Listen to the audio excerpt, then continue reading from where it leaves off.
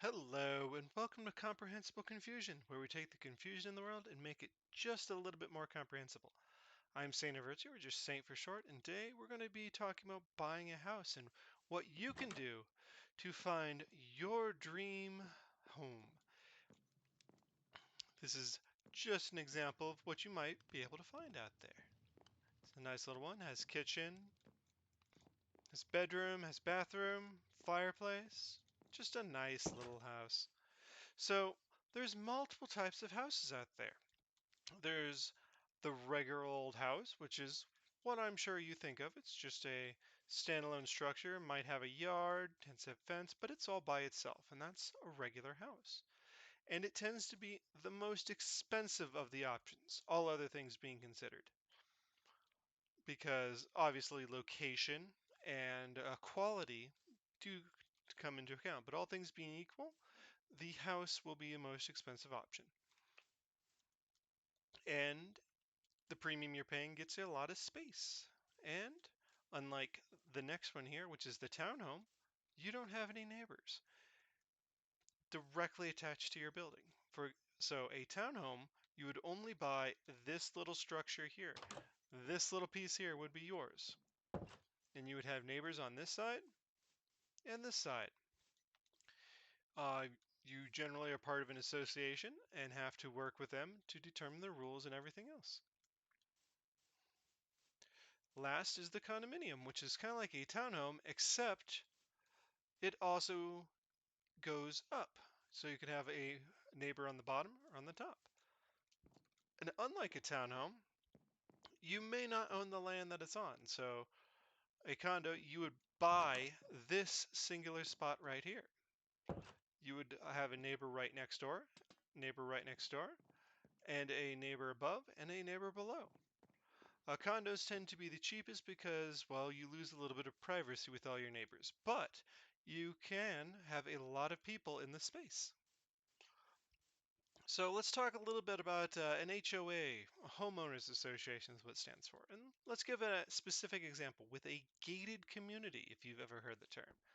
A gated community is just a small group of individuals who have purchased a house in the community, and they work together at the HOA to, keep it nice and, have wonderful little amenities like a swimming pool in this case. We got a slide, a swing.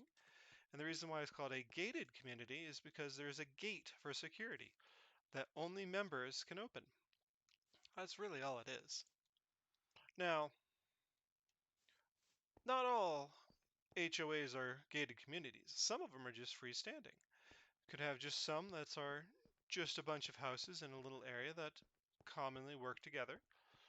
But you should take into account the HOA before you decide on your house because the HOA can make all the difference. Because they can charge extra fees just for you owning it because they need to maintain, in the gated community section, like the pool. In a regular section, they need to maintain the roads and the lawns and other things like that. So you should check to see what monthly fee the HOA has. It can be quite a bit, especially if there's a lot of things going on with that HOA, or if it's like a gated community, or it could just be a little tiny bit. It also tends to cover insurance, although not always. So definitely check out the homeowners association for the house or townhome or condo that you are looking at.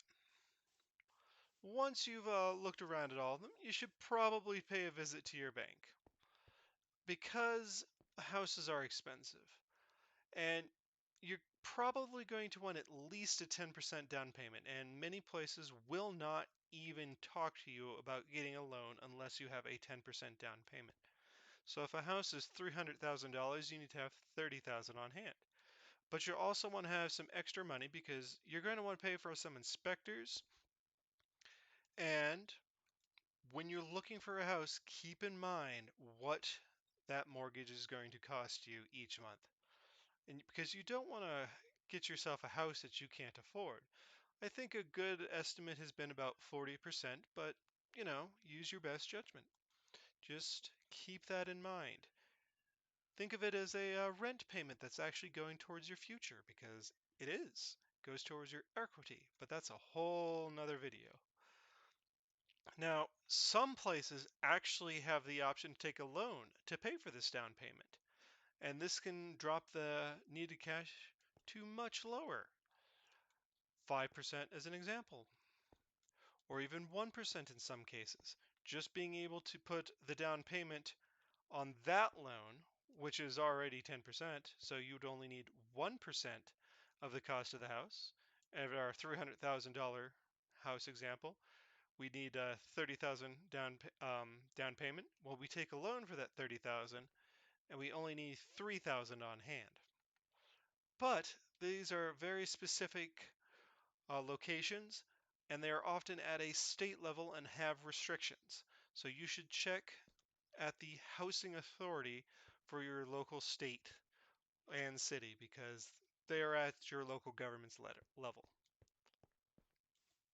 Now, once you've got that, you got your budget sorted out about how much you can expect to pay, just keep in mind you have a hard limit. You have to keep taxes, HOA fees, and utilities because, well, you're going to have to pay to get your trash removed, and water and electricity and internet. So keep that in mind. You do not want to go over that. When you're looking for us, you should consider using a realtor. They will streamline the process, and most of the time, they're actually paid by the person selling the house, not the person buying the house, and will cost you basically nothing. And they can take you to the house and show them off. And on that note, you should definitely check out the house for an open house or with a realtor to see if it fits you.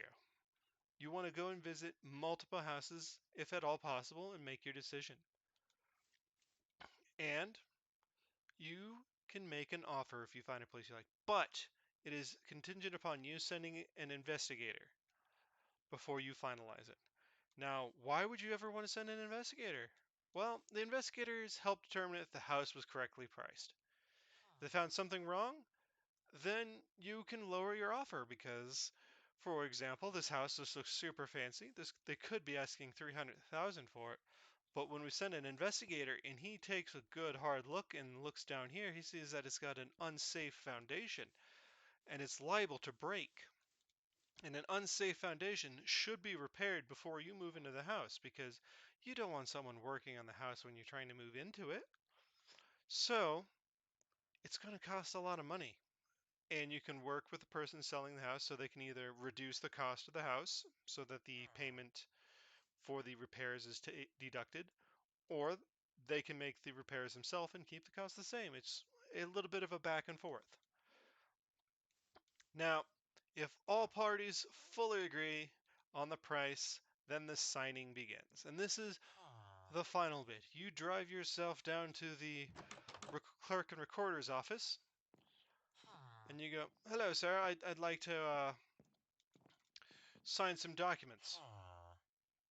And it will take a good 2 to 3 hours of you signing documents and everything else. And this is incidentally why you should send in an investigator first, because when you sign those documents, that's it. You can't go back to them and say, hey, you did not report this thing that was broken, and now it's going to cost me a lot of money to repair it. They're like, it was sold as it was. So that's why you send in that investigator, so you can say, this is what it is, and you're charging too much or too little. Anyways, you go, and you'll go with your realtor, and you will sign all the documents that will transfer the house into your name. And from that point onwards, it's yours. The seller may request a day or two to finish moving out, or a week or two. It's all dependent on that. Fine print, and depending on who's doing it and the people who are selling it.